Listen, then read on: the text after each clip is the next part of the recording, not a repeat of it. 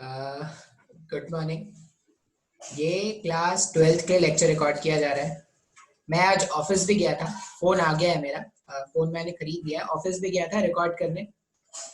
लेकिन पता नहीं ये जो रिकॉर्डिंग क्वालिटी है ना वो उतना अच्छा नहीं है। मतलब रिकॉर्डिंग क्वालिटी अच्छा नहीं है, मतलब साउंड की क्लैरिटी भी अच्छी नहीं थी। तो रिकॉर्ड तो करके मैं आया, लेकिन मेरे को वो अपलोड करने का मन नहीं कर रहा है। इसीलिए मैं क्या कर रहा हूँ, मैं ऐसे ही रिकॉर्ड करूंगा। मेरे को लगता है एक तो देखो इसमें क्या होती है ना, एक तो वॉइस की क्लैरिटी है। नो डाउट तुमको मैं यहाँ पे नहीं दिखता, वहां पे चलता फिरता दिखता हूँ, तो शायद तुमको लगता है कि हाँ टीचर है, प्रेजेंट है, लाइव है, ऐसा वैसा। लेकिन इस वाले चीज में एक तो क्या होगा, ये जो फॉर्मेट है, ये जो सॉफ्टवेयर से मैं काम करता हूँ, उसमें एक तो वीडियो की क्वालिटी भी ठीक रहती है, क्योंकि सिर्फ राइटिंग ही रहता है, कोई वीडियोस वहां पे आने नहीं है। दूसरा वहां पर साउंड का क्वालिटी भी अच्छा होता है। तो इस हिसाब से मैं मेरे को ऐसा लगता है कि this platform is a nice platform for video lectures. तो मैं इसी से कंटिन्यू करूंगा। अगर किसी को कोई प्रॉब्लम होगा ना, तो वो मेरे को मैसेज करके बता सकता है कि सर मेरे को इसमें प्रॉब्लम हो रहा है, ऐसा नहीं सही लग रहा है, जो भी है। मैं कोशिश करूंगा कुछ फिर।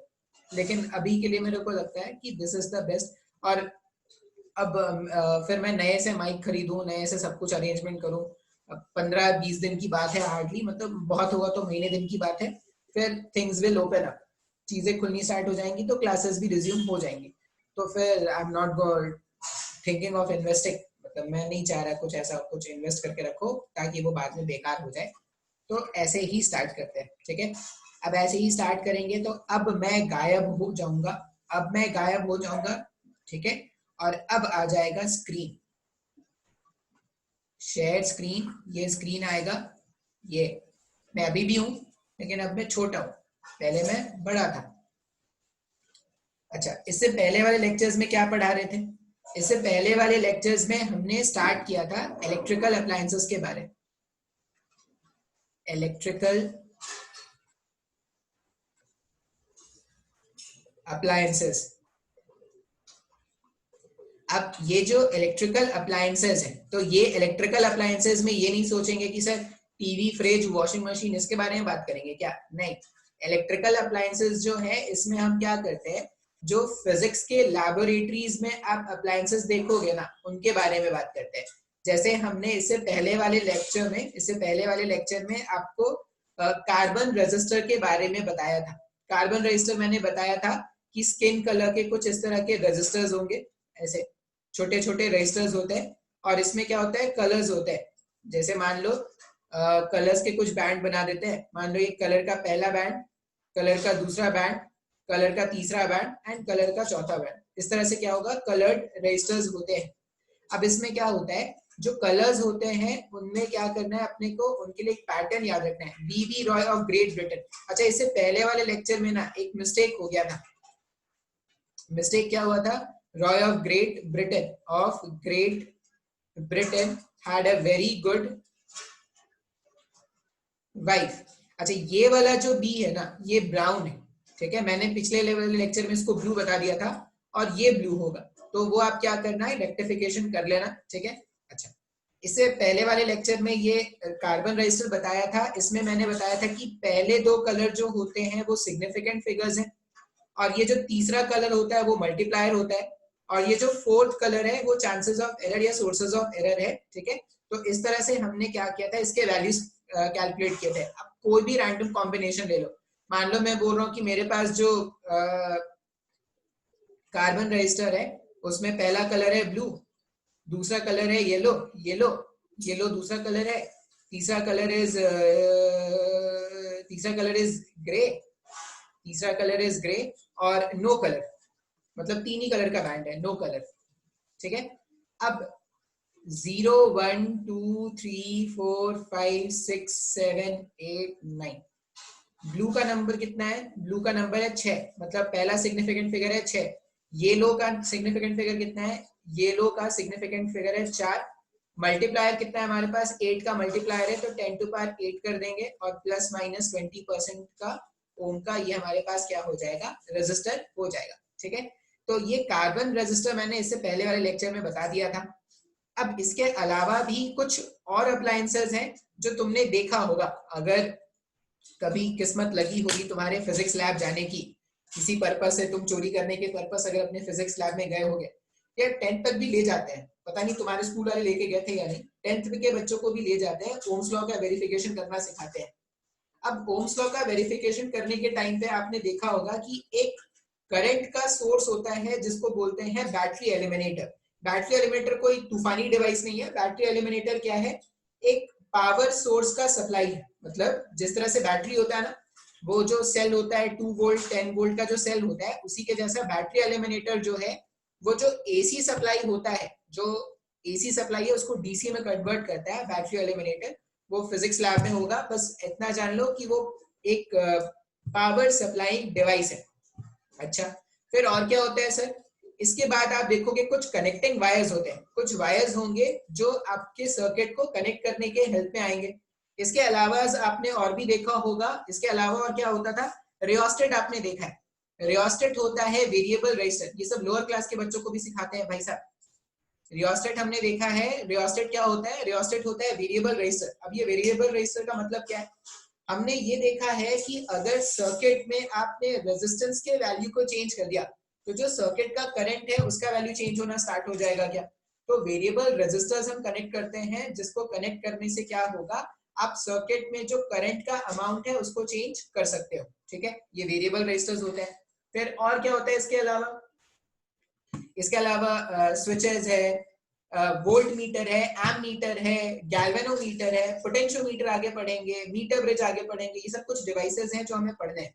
तो हम क्या करते हैं ना, ये बैटरी एलिमिनेटर, रेजिस्टेंसेस बॉक्सेस, इन सब के बारे में तो नहीं पढ़ेंगे। हम सबसे पहले स्टार्ट करते हैं गैल्वेनोमीटर के बारे में।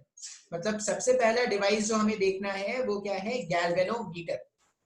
अब गैल्वेनोमीटर क्या है सर जी, देखो ये गैल्वेनोमीटर जो है ना, इसका पूरा पूरा कंस्ट्रक्शनल डिटेल भी हमें जानना है। ये एक्चुअल में हमारे सिलेबस में भी है, moving coil galvanometer, moving coil galvanometer, moving coil galvanometer, ये हमारे सिलेबस में भी है। मैं अभी इसके कंस्ट्रक्शनल डिटेल पर नहीं जाऊंगा, मैं गैल्वेनोमीटर का बस आपको वर्किंग समझाने वाला हूँ। तो ये गैल्वेनोमीटर का वर्किंग, या सबसे पहले तो गैल्वेनोमीटर का काम क्या है, कनेक्ट क्यों करते हैं। तो गैल्वेनोमीटर क्या है, it is a current detecting, it is a current detecting device। ये क्या है, ये करंट डिटेक्टिंग डिवाइस है। करंट डिटेक्टिंग डिवाइस है, इसका मतलब क्या है, ये करंट डिटेक्ट करता है कि अगर कोई सर्किट गिवन है, सर्किट में करंट फ्लो कर रहा है या नहीं कर रहा। अगर आपको ये जानना है, अगर आपको करंट का प्रेजेंस चेक करना है, आप सिंपली क्या करना, इस गैल्वेनोमीटर वाले डिवाइस को क्या करोगे, कनेक्ट कर दोगे। अब ये गैल्वेनोमीटर दिखता कैसा है, तो अगर मैं कोशिश करूं इसका डायग्राम बनाने के लिए, एक ना ट्राइंगुलर वेज होता है, पता नहीं आपने देखा है कि नहीं, एक इस तरह का क्या होगा, ट्राइंगुलर वेज होता है। ये तो रेक्टेंगुलर बन रहा है ऐसा, पता नहीं क्या बन गया ये, ऐसा नहीं, ये नहीं, ऐसी अच्छा नहीं है, हट जा। हाँ, एक क्या होता है ना, ट्राइंगुलर वेज होता है, मतलब एक डिवाइस होगा जो जिसका बेस होता है ट्राइंगुलर, और ट्राइंगुलर वेज आप समझ रहे हो किस तरह का होता है, जैसे ये जो वेज बनाते हैं ना, ये ज्यादा आसान तरीका होगा, ऐसा,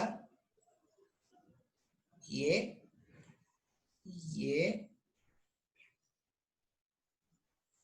ये ऐसा कुछ डायग्राम होता है। ठीक है, इस तरह से कोई डायग्राम होता है, और यहाँ पर क्या होता है, उसका डायल होता है, जो हमारा गैल्वेनोमीटर है उसका डायल होता है। इस तरह का डायग्राम तुमको दिखेगा, एमीटर, वोल्ट मीटर, गैल्वेनोमीटर सब इसी तरह के शेप के दिखते हैं। ठीक है, अब ये जो ट्राइंगुलर वेज का डायग्राम है, इसका अपने को ये जो इंटरफेस है ना, ये जो इंटरफेस है, इस इंटरफेस से मतलब, तो अगर मैं इसका इंटरफेस बनाऊं तो इसका इंटरफेस कैसा दिखता है, ये आपको ऐसा डिवाइस मिल जाएगा। इंटरफेस आपको एक रेक्टेंगुलर इंटरफेस दिखेगा, इस तरह से आपको एक रेक्टेंगुलर इंटरफेस मिलने वाला है। और ये जो रेक्टेंगुलर इंटरफेस है, कैसे पता चलेगा ये गैल्वेनोमीटर है? तो आपको यहाँ पर लिखा मिलेगा गैल्वेनोमीटर का जी, ठीक है। ये G not stand for Parle G, G not stand for junior G, और G not stand for Gandhi G. ये जी जो है वो स्टैंड फॉर गैल्वेनोमीटर, ये गैल्वेनोमीटर का जी है। और यहाँ पर इस इंटरफेस के ऊपर आपको मिलेगा एक डायल, ऐसा, इस तरह का आपको क्या मिलेगा, एक डायल मिलेगा, ठीक है। जहां पर प्रिंटेड, यहां पर प्रिंटेड है 0, और यहां से कनेक्टेड है एक एरो इस तरह से। ये गैल्वेनोमीटर प्रिंटेड के ऊपर ही एक एरो होता है। अब आप जैसे ही इसको करंट से कनेक्ट करोगे ना, मतलब जैसे ही इसमें करंट फ्लो करना स्टार्ट करेगा, ये जो डायल है, ये जो डायल है, ठीक है, वो टिल्ट करेगा। या तो ऐसा टिल्ट कर सकता है या ऐसा टिल्ट कर सकता है, depending on the direction of current. जैसा करंट का डायरेक्शन आता है उसके हिसाब से ये गैल्वेनोमीटर जो होता है वो टिल्ट करता है। अब अगर गैल्वेनोमीटर टिल्ट, अगर आपने गैल्वेनोमीटर को कनेक्ट नहीं करके रखा है, मान लो जो ब्रांच है जिसमें आप करंट ढूंढना चाहते हो उसमें कोई करंट नहीं है, तो ये जो डायल है वो 0 मार्क पर ऐसे फिक्स रहेगा। लेकिन जैसे ही आपने इसमें से करंट फ्लो कराना स्टार्ट किया तो वो क्या हो जाएगा, या तो इस तरफ डिफ्लेक्ट करेगा या इस तरफ डिफ्लेक्ट करेगा। अब इसके डिफ्लेक्शन से आपको पता चल जाएगा कि सर्किट में करंट है या नहीं है। तो it is a current detecting device, ये करंट डिटेक्टिंग डिवाइस है। दूसरा पॉइंट याद क्या रखना है, it is a very sensitive device. अब ये वेरी सेंसिटिव डिवाइस का मतलब है कि इसकी झंझनाहट, सुनसनाहट और ये सब जो फीलिंग है वो बहुत ज्यादा नहीं है। वेरी सेंसिटिव डिवाइस का मतलब है कि आप थोड़ा सा भी करंट का मैग्नीट्यूड अगर इसमें से पास करेगा ना तो इसका डिफ्लेक्शन अच्छा खासा होता है। मतलब अगर even if someone is sending a current of very small magnitude, then also he can see a good amount of deflection in this device. तो ये जो है ये बहुत ही सेंसिटिव डिवाइस है।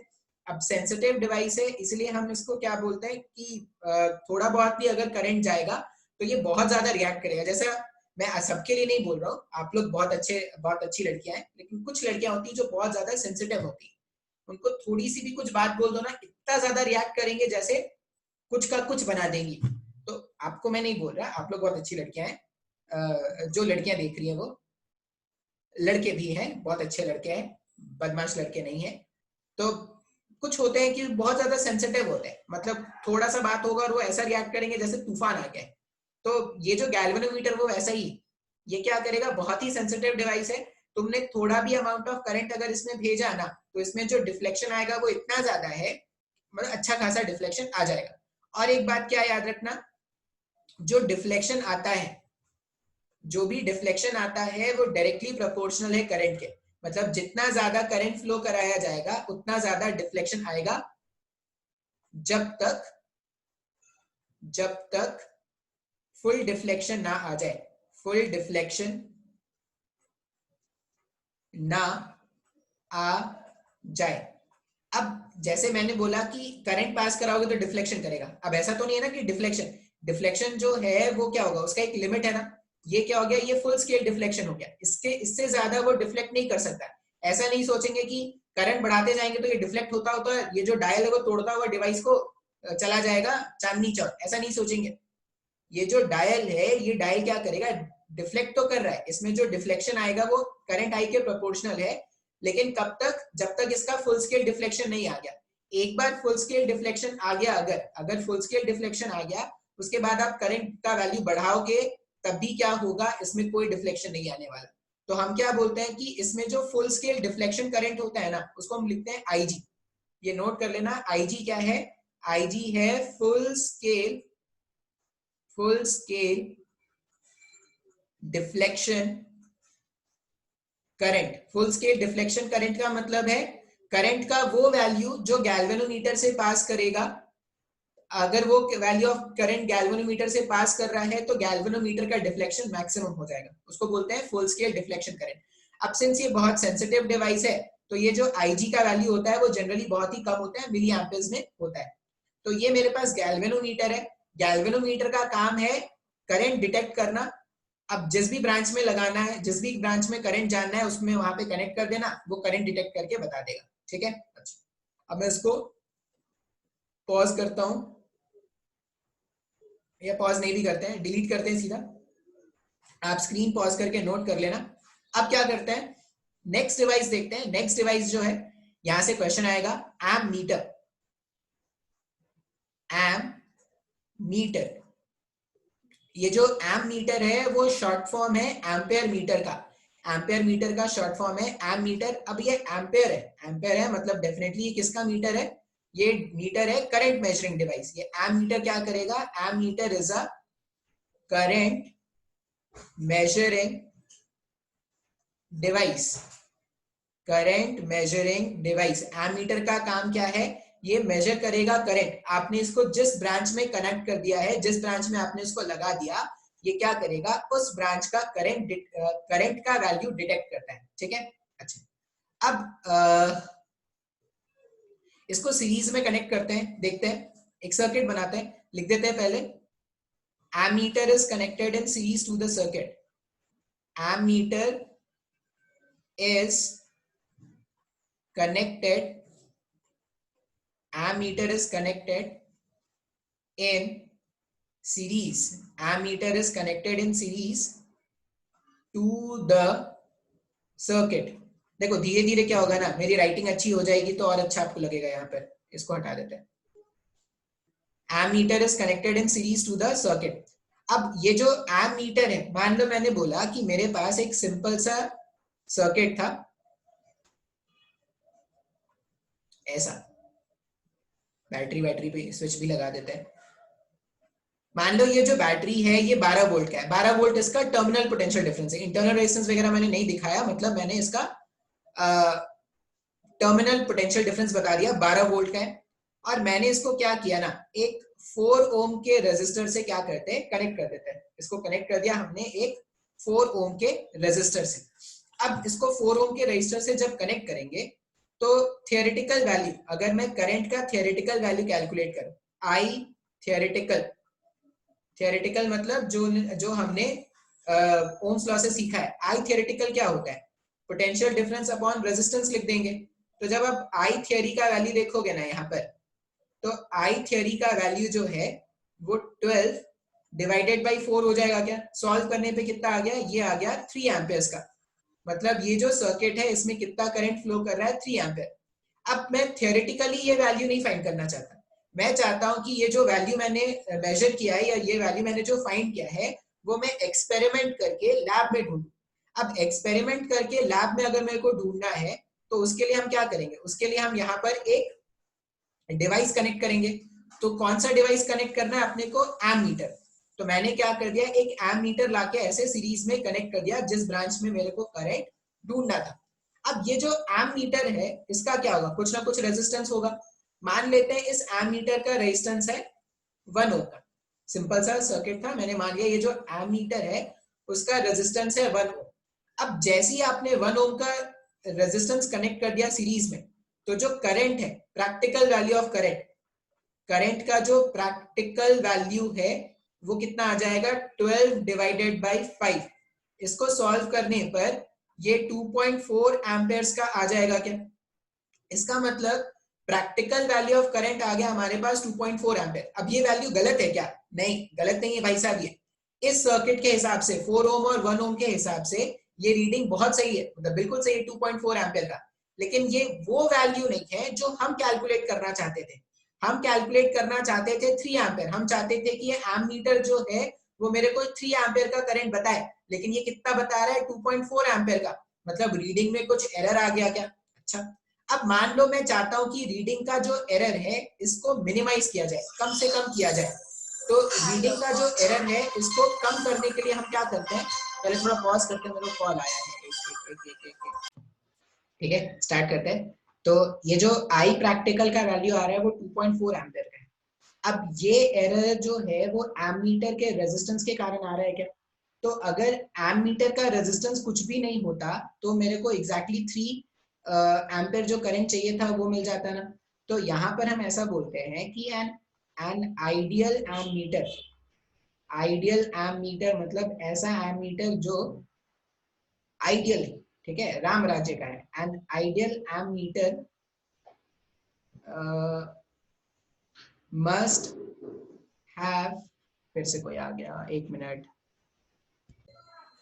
An ideal ammeter must have zero resistance, ठीक है।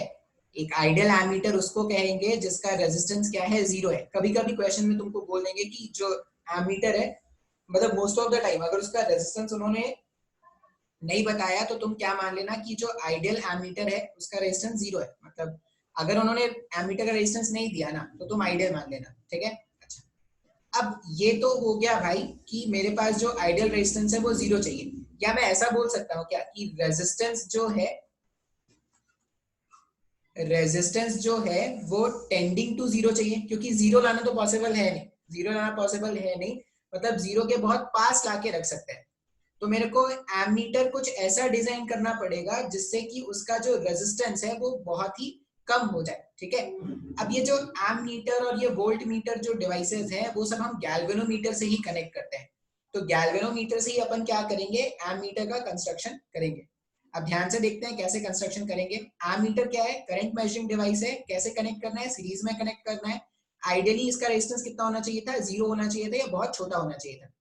अब हम नेक्स्ट में देखते हैं conversion of a galvanometer to an ammeter. Conversion of a galvanometer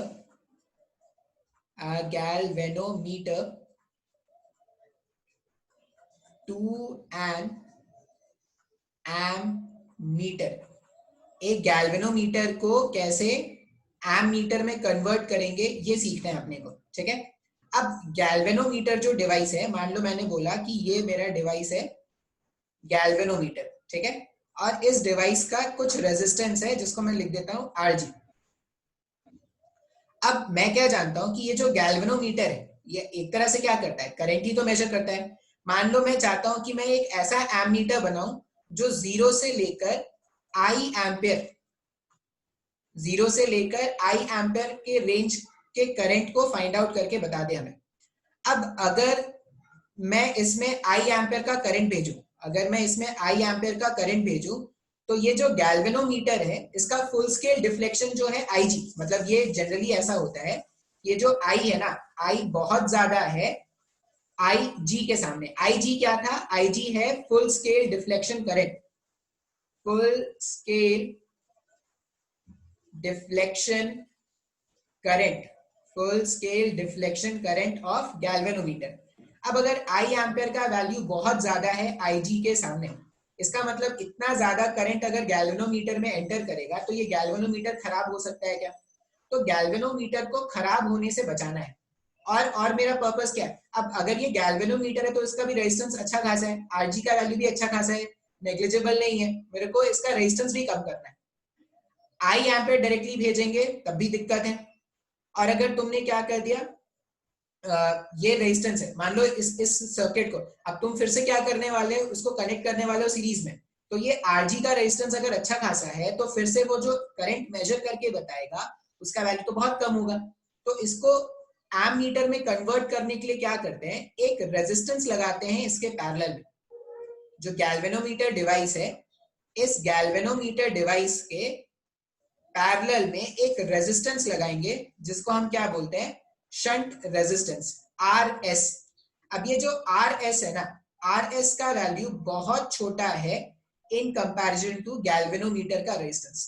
R S का वैल्यू जो है ये बहुत छोटा है इन कंपैरिजन टू गैल्वेनोमीटर का रेजिस्टेंस। और ये पूरा जो डायग्राम है ना, ये पूरा जो डायग्राम है यहाँ पर,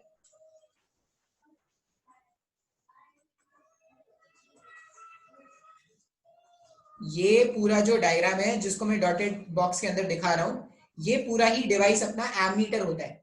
तो अगर ये मेरा एमीटर है, यहाँ पर ये जो डिवाइस है वो क्या है,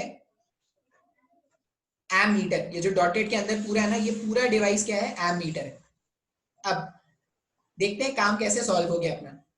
अगर आर एस रेजिस्टेंस बहुत कम है आरजी के सामने, इसका मतलब ये आई एम्पेयर का मोस्ट ऑफ द करंट इसके थ्रू चला जाएगा क्या। और इसके थ्रू कितना करंट जाता है, इसके करंट जो करंट जाएगा वो होगा आईजी के बराबर। ये जो गैल्वेनोमीटर था, एरो वाले साइन, ये मेरा गैल्वेनोमीटर है, इसमें करंट जा रहा है आईजी। और इसमें करंट कितना, अगर आई अमाउंट ऑफ करंट यहाँ पर एंटर करता, उसमें से आईजी करंट अगर इधर मूव कर गया तो यहाँ पर जो करंट होगा वो क्या हो जाएगा, I माइनस आई जी का होगा क्या, जो करंट था वो I माइनस आई जी का है। अब देखो मेरा पर्पस सॉल्व होता दिख रहा है कैसे, अगर आर एस और आर जी अगर का कनेक्शन देखोगे तो दोनों पैरेलली कनेक्टेड है। अब इस पूरे एमीटर का जो रेजिस्टेंस है ना, पूरे एमीटर का जो रेजिस्टेंस है वो क्या है, आरजी और आरएस का पैरेलल है। अब जब भी दो रेजिस्टर्स आप पैरेलली कनेक्ट करते हो तो जो इक्विवेलेंट रेजिस्टेंस आता है वो दोनों रेजिस्टेंसेस के वैल्यू से कम आता है क्या, मतलब एक तो आरएस पहले से ही बहुत छोटा था और जब आरजी और आरएस का आप इक्विवेलेंट कैलकुलेट करोगे तो वो और छोटा हो जाएगा। इसका मतलब हमारा पर्पस ये सॉल्व हो गया क्या, कि अगर मैंने एमीटर को सीरीज में कनेक्ट करना है तो इसका रेजिस्टेंस बहुत कम होना चाहिए। तो अगर ये शंट रेजिस्टेंस जैसे ही लगाएंगे तो जो आर इक्विवेलेंट है या जो एमीटर का रेजिस्टेंस है ये हमारे जरूरत के हिसाब से कम हो गया। अच्छा, और अगर मैंने आई एम्पियर का करंट भेजा तो सिंस इसका रेजिस्टेंस बहुत छोटा था तो मोस्ट ऑफ द करंट इधर चला जाएगा, तो जितना करंट इसमें जाना चाहिए था उतना ही करंट इसमें जा पाएगा क्या, अगर उतना ही करंट जा रहा है मतलब गैल्वेनोमीटर भी खराब नहीं हुआ और हमारा पर्पस भी सॉल्व हो गया। तो जब भी एक गैल्वेनोमीटर को यूज करके एमीटर में कन्वर्ट करना है तो हम क्या करते हैं, एक शंट रेजिस्टेंस लगाते हैं पैरेलल में। अब ये शंट रेजिस्टेंस में याद रखना है कि इसका वैल्यू आरजी के सामने बहुत छोटा है। अब ये शंट रेजिस्टेंस का वैल्यू कितना कितना शंट का वैल्यू लगाया जाए जिससे ये इस रेंज के करंट को मेजर कर सके। तो अगर आप देखोगे मान लो ये पॉइंट है ए, ये पॉइंट है बी, अब ए और बी इसके बीच में एक आरएस रेजिस्टेंस भी है और एक आरजी रेजिस्टेंस भी है।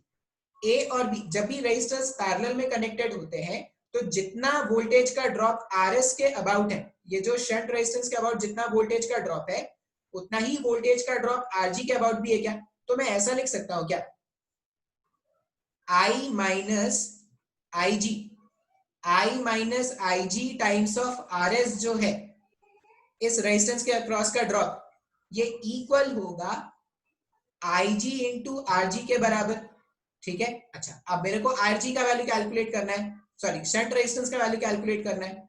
तो ये जो आर एस है ये रॉयल स्टैग नहीं है, ये जो आर एस है वो क्या हो जाएगा, I G R G divided by I minus I G हो जाएगा क्या, हाँ या ना, हाँ सर जी। अब ये अगर तुमने कन्वेंशन माना है, अगर आर एस जो है एफ जगह बनाते रहेंगे, ठीक है जगह बनाएंगे और लिखते जाएंगे, if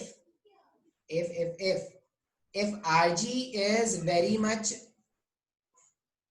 उल्टा हो गया उल्टा हो गया, if rg is very much greater than rs then ig is very small in comparison to I। अगर I के सामने IG बहुत स्मॉल है ना तो मैं RS को सिंपली ऐसा भी लिख सकता हूँ, RS को सिंपली क्या लिख सकते हैं, IG RG divided by I।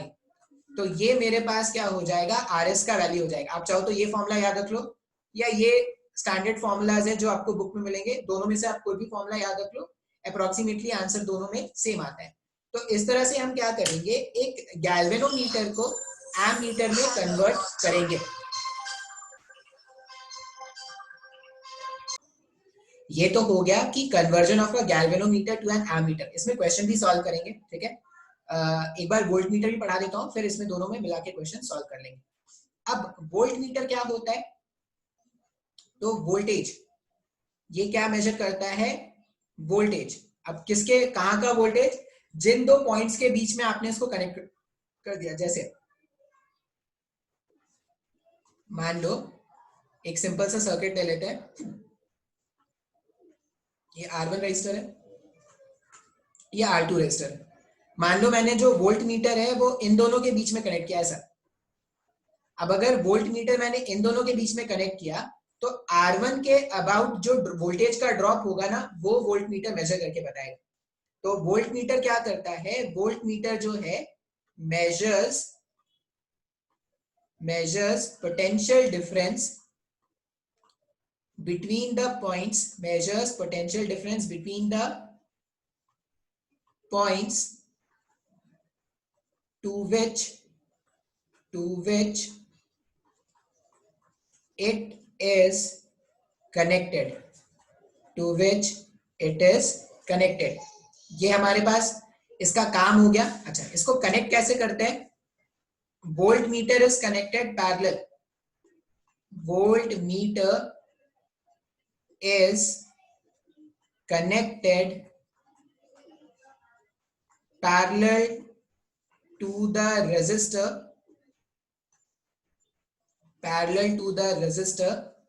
through which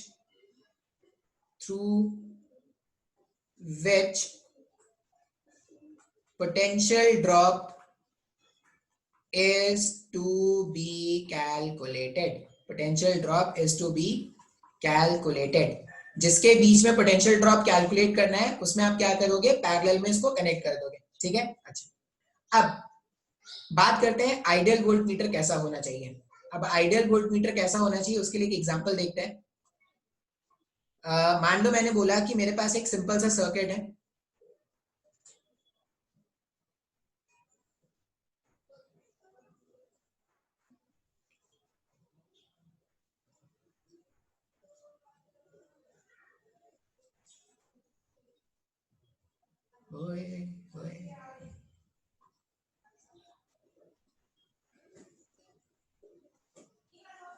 ये मान लो बैटरी का पॉजिटिव टर्मिनल, ये negative. Higher potential, lower potential. मैं भी गलत सीख रहा हूँ. ये R1, ये R2. अच्छे वैल्यूज ले लेते हैं. मान लो ये 12 वोल्ट का बैटरी है, 6 ओम का रेजिस्टर, और ये 12 ओम का रेजिस्टर. ठीक है. और मेरे से किसी ने पूछा कि ये पॉइंट है A, B और C. A, B और C के बीच का अपने को, अच्छा, मुझसे किसी ने पूछा है कि find potential drop between point B and C. B और C वाले पॉइंट के बीच में अपने को पोटेंशियल का ड्रॉप कैलकुलेट करना है. अब पहले तो थियोरेटिकली देखते हैं.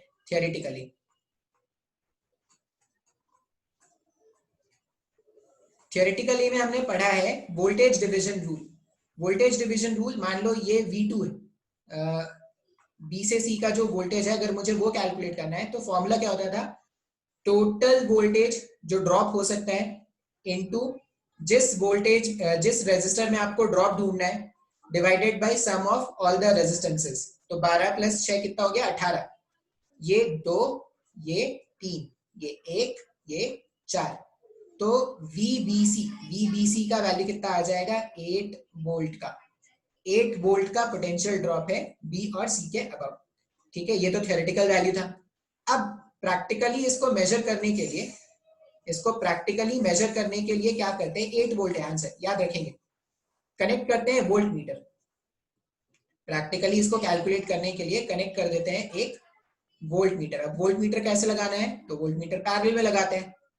और ऐसा मान लेते हैं कि ये जो वोल्ट मीटर कनेक्ट किया ना हमने, ये जो वोल्ट मीटर कनेक्ट किया है इसका भी रेजिस्टेंस है, और इसका रेजिस्टेंस मान लेते हैं. इसका रेजिस्टेंस कितना है? अच्छा वैल्यू मान ले, 6 ओम ही मान लेते हैं. अच्छा आंसर आएगा. 6 ओम का रेजिस्टेंस मान लेते हैं. वोल्ट मीटर जो मैंने कनेक्ट किया उसका जो रेजिस्टेंस है वो कितना है? 6 ओम का. अब अगर ये 6 ओम का रेजिस्टेंस कनेक्ट करोगे तो ये 6 ओम और ये 12 ओम, ये दोनों कैसे कनेक्टेड है? ये कनेक्टेड है सीरीज, सॉरी, ये कनेक्टेड है पैरेलल में. तो 6 ओम और 12 ओम का अगर मैं इक्विवेलेंट कैलकुलेट करूं तो 6 और 12 का अगर मैं पैरेलल कनेक्ट करूं तो 6 और 12 का पैरेलल कितना हो जाएगा? 6 into 12 डिवाइडेड बाय 6 plus 12, 18. ये 1 हो गया, ये हो गया हमारे पास 3, ये 1 हो गया, ये हो गया 4. मतलब इन दोनों का इक्विवेलेंट, ये 6 ओम और ये 12 ओम का इक्विवेलेंट 4 ओम हो जाएगा. तो सर्किट कुछ ऐसा बन गया क्या? 6 ओम, 4 ओम,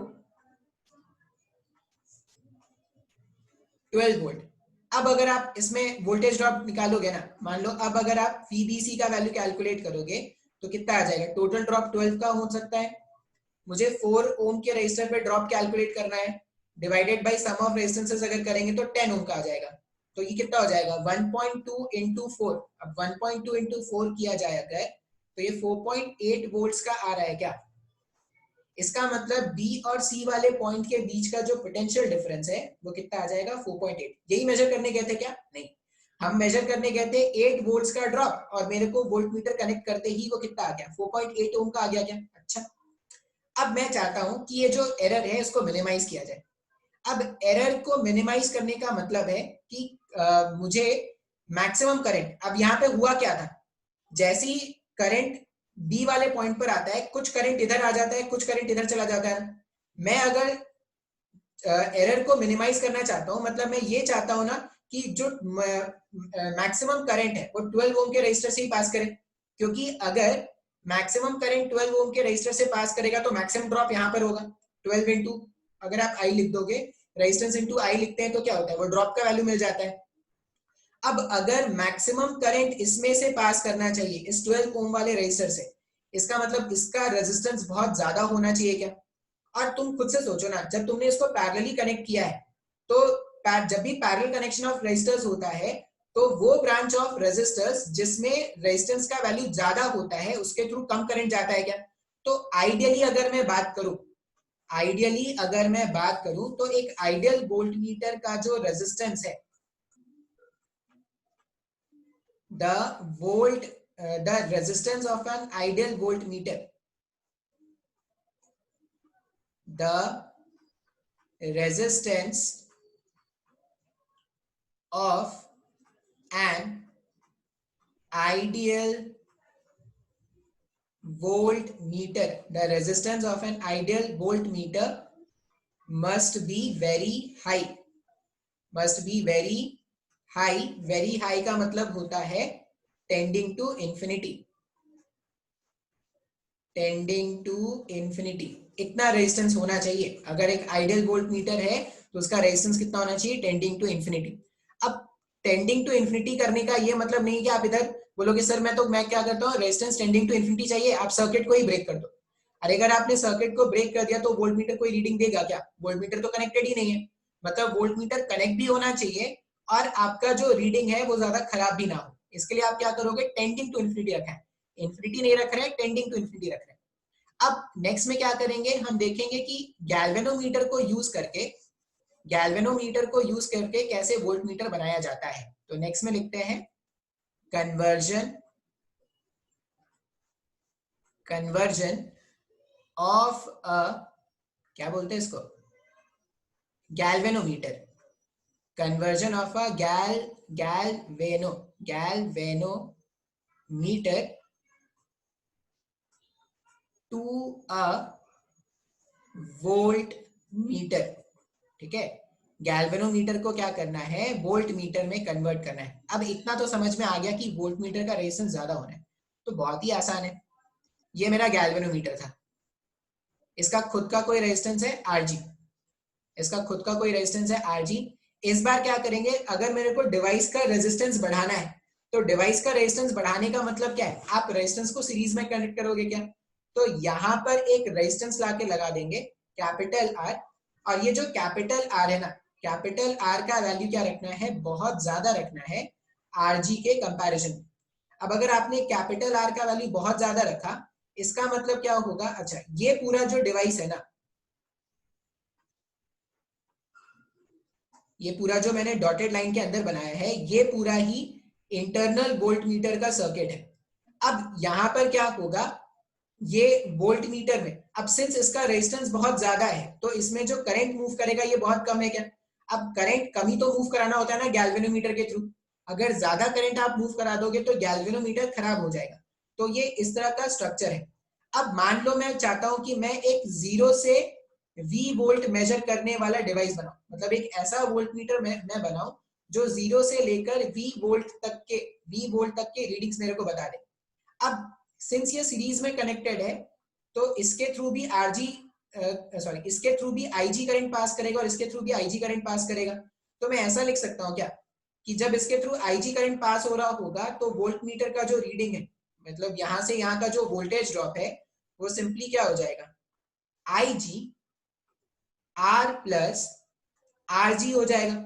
इसको सिंप्लीफाई कर दो, ये आई जी को इधर भेज देते हैं, तो V upon I G minus small R G equals to capital are.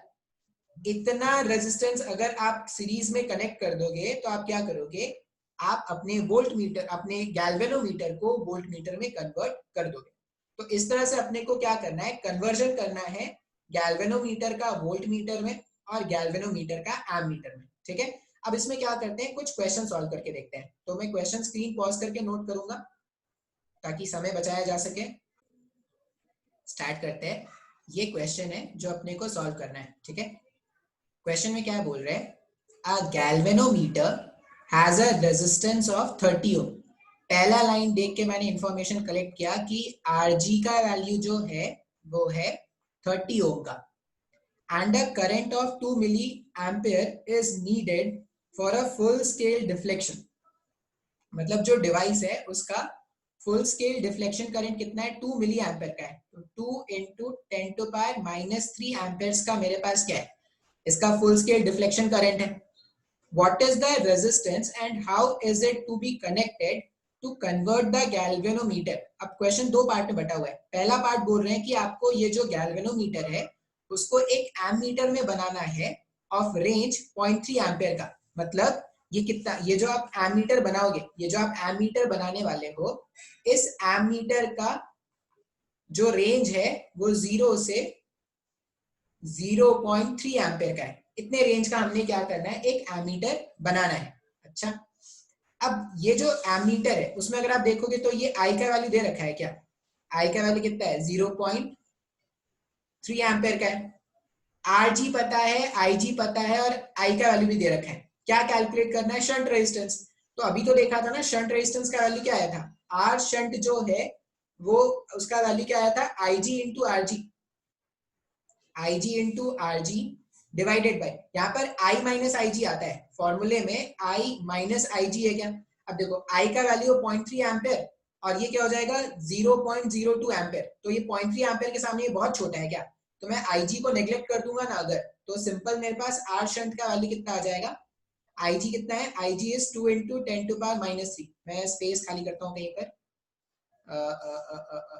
इसी को हटा देते हैं, इसी को हटा देते हैं, आप ये करके नोट कर लेना।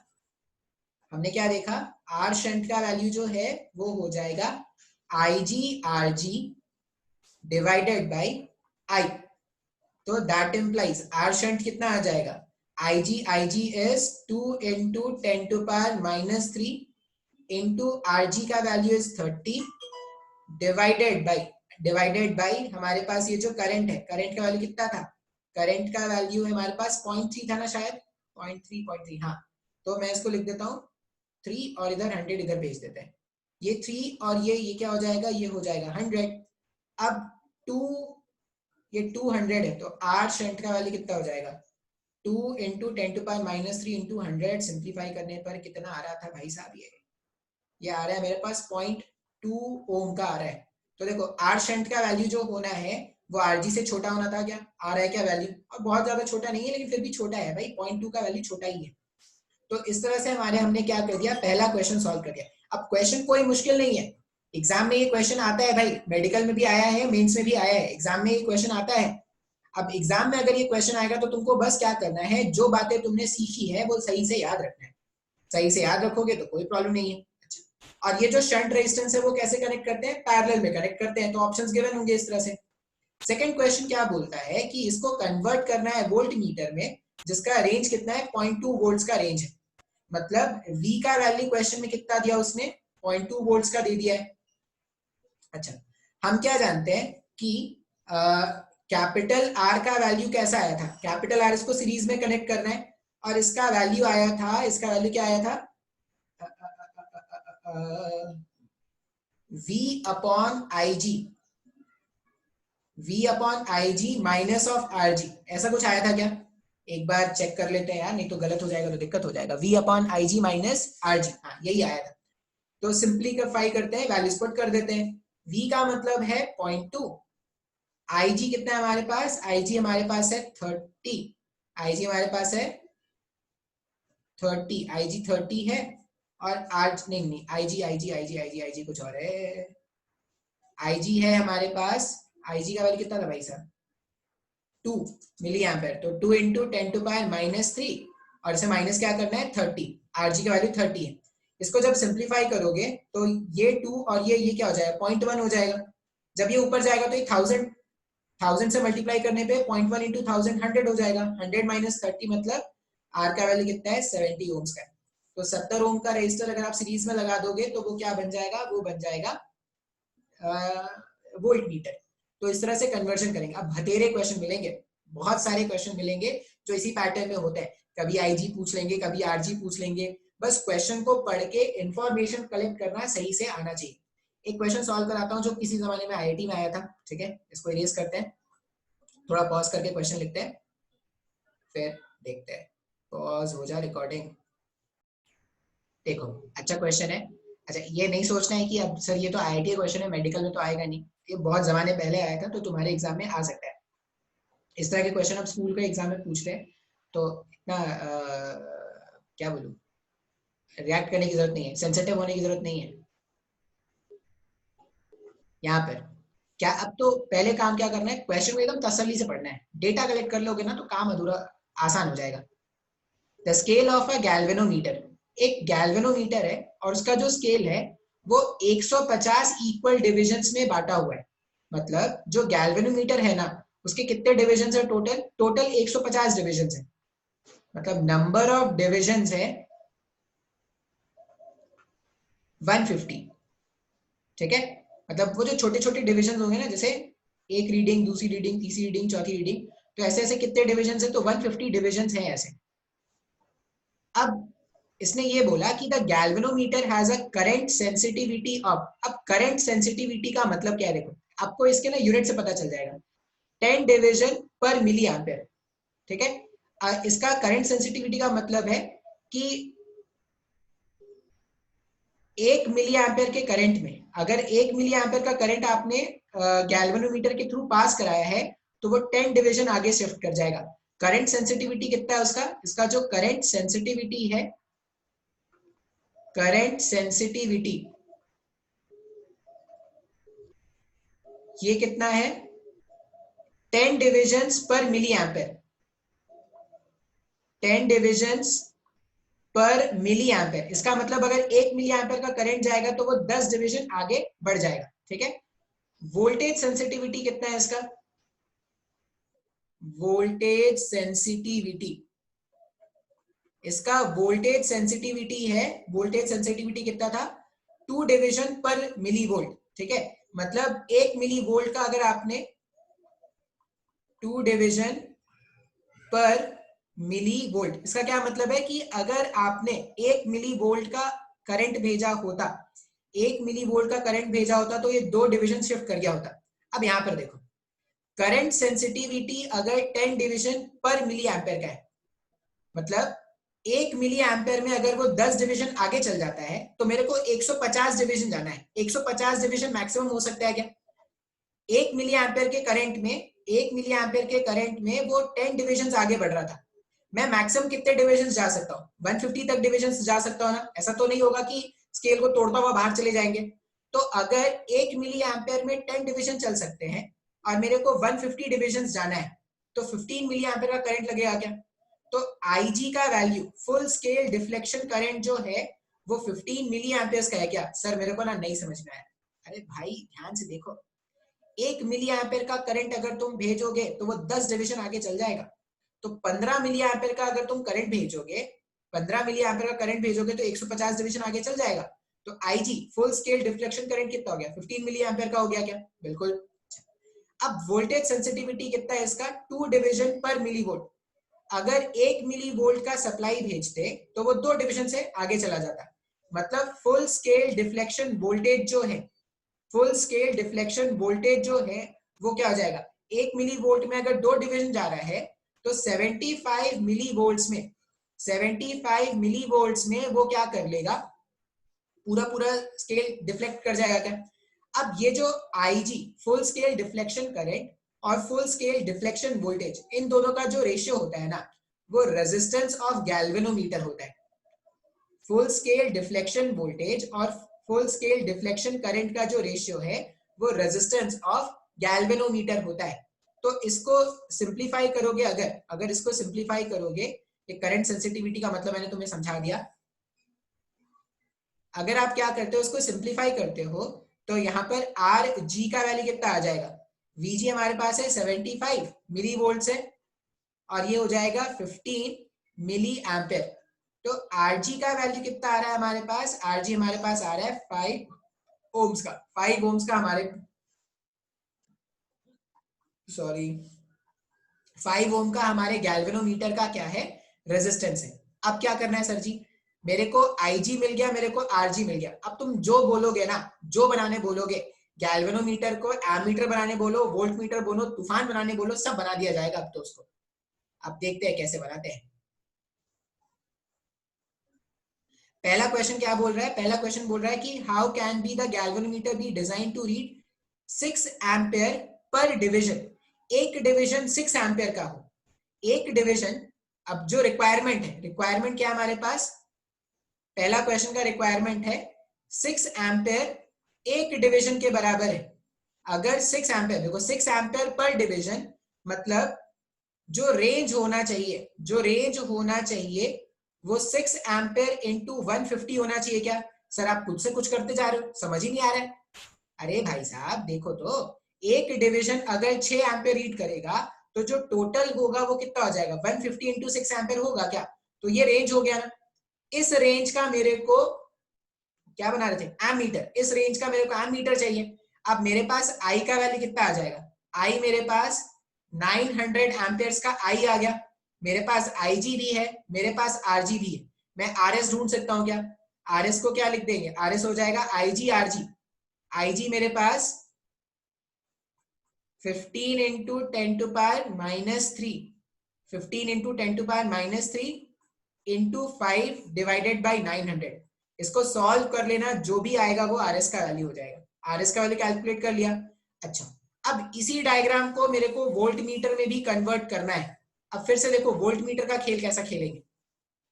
वोल्ट मीटर का रिक्वायरमेंट क्या है, रिक्वायर्ड वोल्ट मीटर, जो रिक्वायर्ड वोल्ट मीटर है, अगर उसके बारे में बात किया जाए तो हम क्या बोलेंगे, जो वोल्ट मीटर है वो 1 वोल्ट पर डिवीजन का होना चाहिए। मतलब एक डिवीजन 1 वोल्ट के बराबर है अगर, तो जो वोल्ट मीटर का रेंज है वो 150 वोल्ट्स का हो जाएगा क्या, क्योंकि 150 डिविजन्स थे, तो अगर पूरा वो डिफ्लेक्ट कर जाएगा तो 150 आ जाएगा। अब v का वैल्यू अगर 150 है, अगर v का वैल्यू 150 है तो कैपिटल R का वैल्यू क्या आया था, कैपिटल R का वैल्यू आया था v अपॉन आई जी था शायद, v अपॉन आई जी, हाँ v upon I G, v upon I G मतलब 150 अपॉन आई जी मेरे पास कितना है, 15 मिली एम्पेयर्स है, तो 10 टू पावर -3 और इसमें माइनस कर देना आर जी का वैल्यू। फिर से सारे वैल्यूज पता है, सब्स्टिट्यूट करो आंसर आ जाएगा। अच्छा क्वेश्चन है, तसल्ली से सोचना क्या किया कैसे किया, फाइंड आउट क्या कर रहे हैं, खुद ब खुद समझ में आ जाएगा। ठीक है, तो ये मैंने दो तरह के डिवाइसेस आपको बता दिए, गैल्वेनोमीटर बता दिया, वोल्ट मीटर बता दिया, एमीटर बता दिया। एक छोटा सा डिवाइस और होता है मीटर ब्रिज, वो भी बता देते हैं। ठीक है, या थोड़ा बहुत इंट्रोडक्शन तो कर ही सकते हैं। नेक्स्ट डिवाइस जो होगा वो होगा मीटर ब्रिज। अब मीटर ब्रिज का मतलब क्या है, ये मीटर ब्रिज क्या है, मीटर ब्रिज क्या है ना, मीटर मीटर यूज करते हैं, एक मीटर, और ब्रिज ये व्हीटस्टोन ब्रिज पे काम करता है। मीटर ब्रिज जो है, अगर आप लैब में जाओगे तो आपको एक इस तरह का डिवाइस मिलेगा, एक प्लैंक होगा और प्लैंक में ना इस तरह का सर्किट बना हुआ होगा।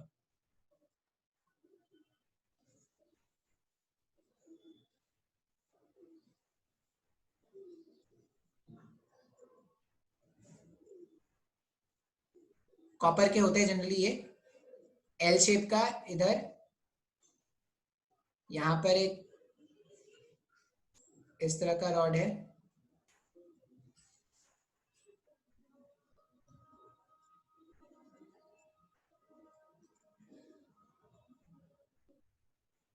ये हो क्या, ठीक है, इसको कनेक्ट कर दो।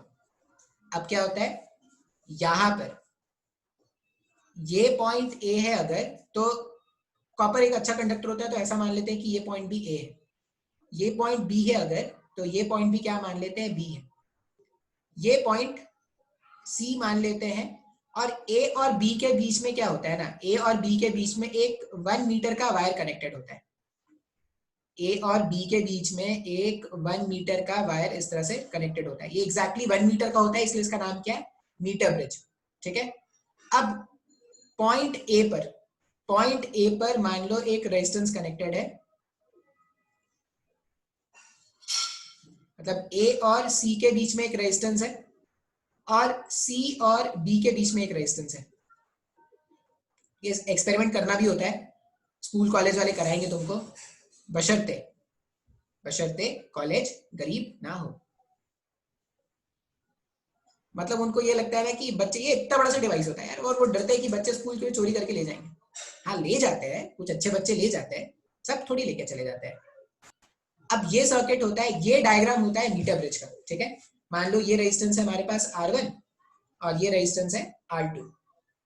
अब इसके अलावा क्या होता है, इसके अलावा ये जो सी पॉइंट है ना, सी पॉइंट से कनेक्ट करते हैं एक वायर और यहां पर लगाते हैं गैल्वेनोमीटर। और ये जो गैल्वेनोमीटर होता है वो कनेक्टेड होता है एक कनेक्टिंग डिवाइस से जिसको हम बोलते हैं जॉकी, ठीक है। तो हंसने की जरूरत नहीं है, सही में इसका नाम जॉकी है। अब बोलेगे सर जॉकी क्यों नाम रखा सर, आपने रूपा नाम क्यों नहीं रखा, आपने लक्स क्यों नहीं नाम रखा सर। तो जॉकी नाम है, ये मैंने नहीं रखा है, ये पहले से नाम है भाई साहब। अब ये जॉकी जो है वो एक मेटल डिवाइस होता है, वो पेन के जैसा होता है, जैसा ये है ना पेन के डिवाइस।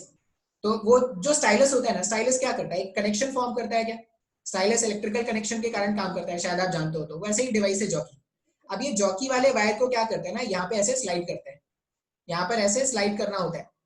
अब जब आपने जॉकी को स्लाइड नहीं किया है, जब आपने जॉकी को स्लाइड नहीं किया होगा, तो आप देखोगे ये जो गैल्वेनोमीटर है, गैल्वेनोमीटर का डिफ्लेक्शन क्या है, 0 है, कोई डिफ्लेक्शन नहीं है, ठीक है। जब आपने जॉकी को कनेक्ट नहीं किया तब आप देखोगे कि जो गैल्वेनोमीटर, मतलब जो जॉकी है वो एयर में है, इसको मैंने कहीं पे कनेक्ट नहीं किया, तो ये जो गैल्वेनोमीटर है ना, इसमें डिफ्लेक्शन कितना है, कोई डिफ्लेक्शन नहीं है, 0 डिफ्लेक्शन। अब आप इस गैल्वेनोमीटर वाले, सॉरी इस जॉकी वाले एंड को अगर यहाँ पर कनेक्ट करोगे ना, तो आपको गैल्वेनोमीटर में डिफ्लेक्शन मिलेगा। मान लो ऐसा मान लेते हैं कि गैल्वेनोमीटर में इस तरफ डिफ्लेक्शन मिलेगा। अब जब आप क्या करोगे, इस डिवाइस को, ये जो जॉकी है, जॉकी को स्लाइड करके, ये जो जॉकी था, जॉकी को स्लाइड करके यहाँ ले जाना स्टार्ट करोगे ना, तो आप ग्रेजुअली देखोगे कि जो डिफ्लेक्शन था वो कम होता जा रहा है, वो डिफ्लेक्शन था वो कम होता जा रहा है। और जब आप इधर एक्सट्रीम में कहीं पे मूव कर जाओगे ना, तो डिफ्लेक्शन कुछ ऐसा हो जाएगा। मतलब पहले डिफ्लेक्शन इस तरह का था, अब डिफ्लेक्शन इस तरफ है। पहले अगर जब यहाँ पर था तो डिफ्लेक्शन इस साइड था, अगर तुमने यहाँ कहीं पर ला दिया तो डिफ्लेक्शन इस तरह से हो गया। अगर ऐसा नहीं होता है, मान लो यहाँ पे कनेक्ट करने पे भी डिफ्लेक्शन इसी साइड में है और यहाँ पर भी कनेक्ट करने पे डिफ्लेक्शन इसी साइड में है, मतलब तुम्हारा कनेक्शन रॉन्ग है। ये कनेक्शन सही कर पहचानने का तरीका होता है। अब ये जो मीटर ब्रिज है, ये काम करता है व्हीटस्टोन ब्रिज के बैलेंस कंडीशन पर, व्हीटस्टोन ब्रिज के बैलेंस कंडीशन पर। अब ये जो वायर है ना, हम क्या जानते हैं कि रेजिस्टेंस जो है वो डायरेक्टली प्रोपोर्शनल टू लेंथ है। अब बोलोगे सर आपने तो बोला था कि कनेक्टिंग वायर का रेजिस्टेंस नहीं होता है। यहाँ पर ये जो वायर है, ये कॉन्स्टेंटाइन का वायर होता है या टंगस्टन का वायर होता है, तो उसका रेजिस्टेंस होता है। अब since resistance directly proportional to length है, तो हम क्या बोल सकते हैं, रेजिस्टेंस को some k times of l लिखेंगे क्या। अब मान लो मैंने इसको यहाँ पे रखा और डिफ्लेक्शन ऐसा है। अब ग्रेजुअली तुम जब इसको शिफ्ट करना स्टार्ट करोगे ना, तो तुम देखोगे एक पॉइंट ऐसा आएगा, मान लो पॉइंट P आ गया, जहां पर गैल्वेनोमीटर में डिफ्लेक्शन 0 हो गया। अगर गैल्वेनोमीटर में डिफ्लेक्शन 0 है, अगर गैल्वेनोमीटर में डिफ्लेक्शन 0 है, इसका मतलब no current through galvanometer, no current through galvanometer, galvanometer में कोई करंट नहीं चल रहा। अब गैल्वेनोमीटर में कोई करंट नहीं चलता, ये व्हीटस्टोन ब्रिज के एक स्पेशल कंडीशन में होता है क्या, जैसे आपने इसको पी पॉइंट पर ऐसे कनेक्ट करके रखा है जॉकी को। अगर आपने जॉकी को पी पॉइंट पर कनेक्ट करके रखा, तो देखो कितने रेजिस्टेंसेस है, R1 रेजिस्टर इधर, R2 रेजिस्टर इधर, एक इधर, A से P एक रेजिस्टेंस है, P से B एक रेजिस्टेंस, और गैल्वेनोमीटर का भी एक रेजिस्टेंस होगा क्या। तो ये ऐसा कोई कनेक्शन बन रहा है क्या, ये पॉइंट है A, ये पॉइंट है B, ये पॉइंट है C और ये पॉइंट हो गया P। अब अगर गैल्वेनोमीटर के अबाउट कोई करंट नहीं है, इसका मतलब C और P पॉइंट सेम पोटेंशियल के हो गए। ये balance condition of Wheatstone bridge का कंडीशन है ना। इसका मतलब क्या बोल सकते हैं कि P से C का रेजिस्टेंस इनटू R1 और A से P का रेजिस्टेंस इनटू R2 ये सेम होगा क्या। Balance condition of Wheatstone bridge तो यही होता है। तो ये जो मीटर ब्रिज है, इस मीटर ब्रिज में हम ऐसा लिख सकते हैं, क्या लिख सकते हैं, R1 times of resistance of P2C, ये इक्वल हो जाएगा R2 times of resistance of ये P2B है, सॉरी ये P2B है, resistance of A to P। अब यहां पर ये जो मीटर स्केल होता है ना, मतलब ये जो यहाँ पर वायर है, इसके नीचे आप देखना एक स्केल लगा मिलेगा आपको ऐसा, ये जो वायर है ना, इस वायर के नीचे आप देखोगे एक स्केल लगा है जिसमें रीडिंग होगी 0 1 2 3 4 ऐसा। तो आप वो स्केल को देख के ना ये पी पॉइंट का लोकेशन निकाल सकते हो। मान लो मैं बोल रहा हूँ कि ये जो पी पॉइंट था इसका लोकेशन आ गया कुछ तो x सेंटीमीटर या कुछ तो l सेंटीमीटर आ गया। अगर ये कुछ l सेंटीमीटर का है, 1 मीटर का वायर था, तो अगर ये l सेंटीमीटर होगा तो बचा हुआ वायर क्या हो जाएगा, 100 माइनस l हो जाएगा क्या। तो मैं ऐसा लिख सकता हूँ क्या, R1 PB का लेंथ कितना हो गया, ये हो जाएगा 100 minus l into some constant k, ये रेजिस्टेंस हो जाएगा PB का। R2 के प्लेस में क्या लिखेंगे, L टाइम्स ऑफ K लिखेंगे, K से K गायब कर दिया गया जाए अगर, तो R2 इक्वल्स टू ऐसा लिखा जा सकता है क्या, R1 100 minus L upon R2, नहीं अपॉन L, ऐसा लिख सकते हैं। अब L का वैल्यू पता है, अगर L का वैल्यू पता है तो इस इक्वेशन को यूज करके R2 या R1 का वैल्यू ढूंढ सकते हैं क्या। अब ये जो अरेंजमेंट है ना व्हीटस्टोन ब्रिज, या ये जो अरेंजमेंट है मीटर ब्रिज, वो अननोन रेजिस्टेंस कैलकुलेट करने के काम आता है। मान लो कोई रेजिस्टेंस है और उसका वैल्यू तुमको थ्योरेटिकली कैलकुलेट करना है, एक्सपेरिमेंटली कैलकुलेट करना है, तुम उसको सॉरी ये जो व्हीटस्टोन ब्रिज है या मीटर ब्रिज के एक एंड, मान लो R2 का वैल्यू अननोन था, R2 का वैल्यू मैंने कनेक्ट कर दिया और मैंने बैलेंसिंग कंडीशन ढूंढ लिया, जहां पर भी नल डिफ्लेक्शन आ गया मेरे को समझ में आ गया वो balance condition of Wheatstone bridge है। अब मैंने इधर का रेजिस्टेंस और इधर से इधर का रेजिस्टेंस मल्टीप्लाई किया। अब L का वैल्यू तो अपन देख सकते हैं, क्या वहां पे रीडिंग लिखा होता है। अब R1 पता है, L पता है, यहाँ से R2 का वैल्यू मिल जाएगा क्या। तो ये मीटर ब्रिज होता है, मीटर ब्रिज को यूज करके हमें क्या करना है, अननोन रेजिस्टेंस कैलकुलेट करना है। आज इसका कंस्ट्रक्शन ही रहने देते हैं, वर्किंग ही रहने देते हैं, इसमें एक क्वेश्चन अच्छा से करा दूंगा, ठीक है, जो एग्जाम में आया हुआ है। फिर स्टार्ट करेंगे पोटेंशियोमीटर, जो थोड़ा अच्छा होता है पढ़ाने के पॉइंट ऑफ व्यू से। इतना ही रहने देते हैं आज।